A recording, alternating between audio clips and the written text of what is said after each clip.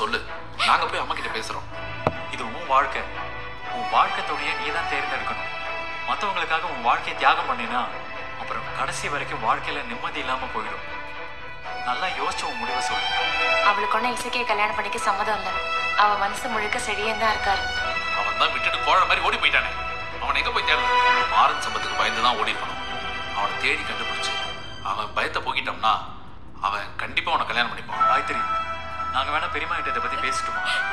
இல்லைன்னு பேச வேண்டாம். இனிமே சரியா என்ன கல்யாணம் பண்ணிக்க வர மாட்டான்.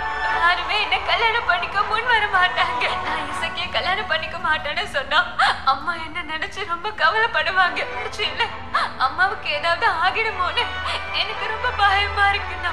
ஏய் காயத்ரி, நீ எசிக்கையை கல்யாணம் பண்ணிக்கிறதுல எங்க யாருக்கும் விருப்பம் இல்லதான். உனக்கும் விருப்பம் இல்லைன்னா சொல்லிடு, நான் அம்மா கிட்ட பேசி எப்படியாவது புரிய வைக்கிறேன்.